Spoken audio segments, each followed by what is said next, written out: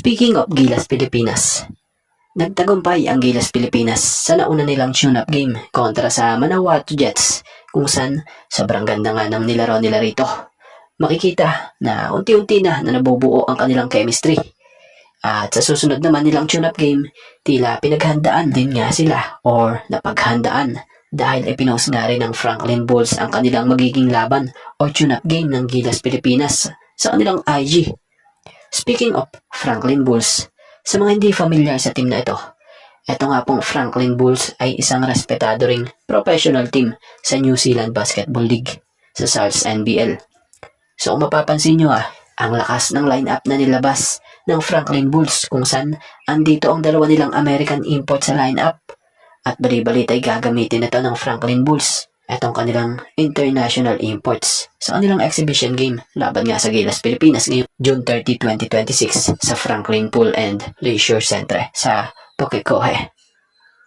Ayon nga sa kanilang lineup, kabilang sa koponan ang kanilang dalawang pangunahing imports. Ito nga ay si Darren Boyd na isang scorer, former NBA G League player at itong high-flying forward na si Jace Carter. So ang tune-up game nga pong ito bahagi ng paghahanda ng Gilas para sa nalalapit na FIBA World Cup Asian Qualifiers. So dahil nga raw sa gagamiting 2 imports ng Bulls, masusubukan raw umano dito maging sa mga locals ng Kiwi ang depensa ng Gilas Pilipinas.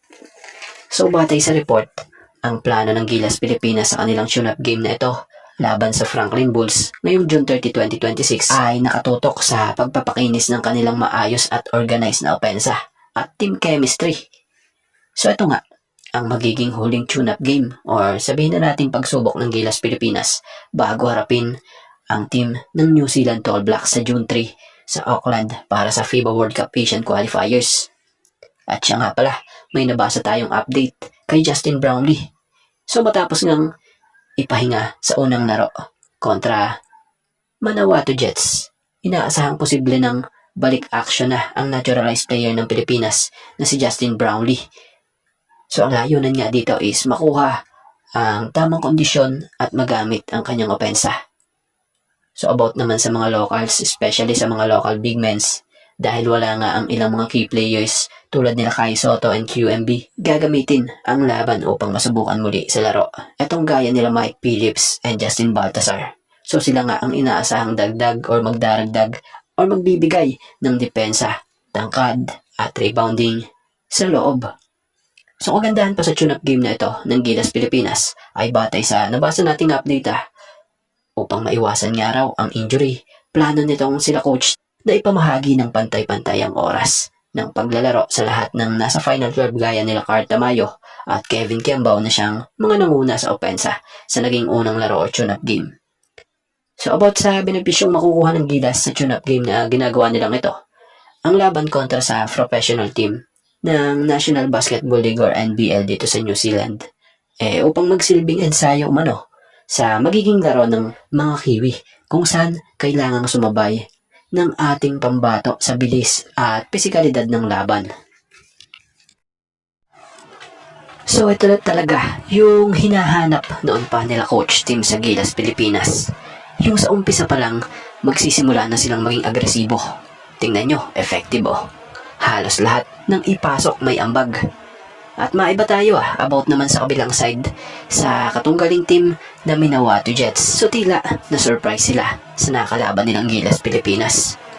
Dahil maging head coach nga ng Jets, nagulat sa nakita niyang nilaro ng ating national team. At na-impress nga ito after tambakan nga sila ng ating pambato sa final score na 90-61. At tinawag pa nga niya ito na no joke at serious threat nga raw umano ito sa New Zealand. Kaya kailangan raw talaga ng New Zealand na mag-ready next week sa third window ng FIBA World Cup Asian Qualifiers. So ayon pa nga sa naging papuri ni Jets head coach Tony Webster, ayon sa pahayag niya, credit po. The Philippines are no joke. They absolutely outplayed us. They scored a lot, took control of the game, and kept us chasing from start to finish. They're a very talented team, and they're ready to take on anybody. I guess New Zealand will have to be ready for them because they're playing with a lot of confidence and they're a serious threat. So, ganyan nga po inilarawan ng Jets head coach na si Tony Webster ang ating national team na Gilas Pilipinas.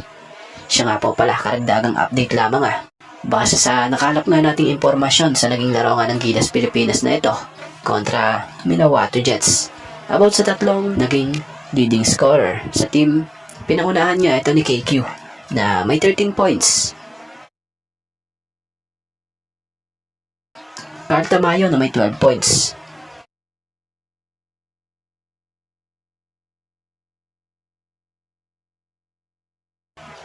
Troy Rosario na may 11 points.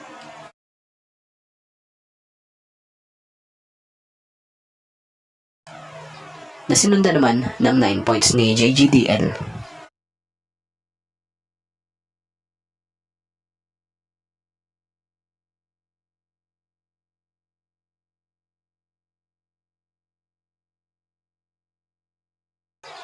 Eight points for Dwight Ramos.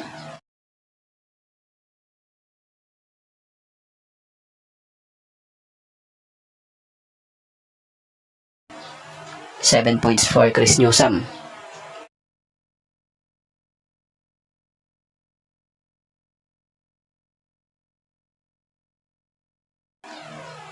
Seven points for AJ Edo. 6 points for Mike Phillips.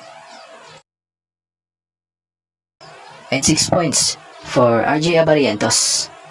So sa mga maghahanap naman po kay Justin Noype Brownlee, hindi nga siya pinaglaro rito. Tingin natin, may pinapahinga nila ito dahil sa mas magiging mabigat ang trabaho nito sa darating na third window. At bago nga ang lahat, baka naman po pwedeng makahingi ng isang subscription para sa ating channel or pakifollow na rin po kung nagustuhan nyo ang ating mga basketball update. At kung ito na may makakabigat para sa inyo, kahit isang like and share na lamang po. Maraming salamat po.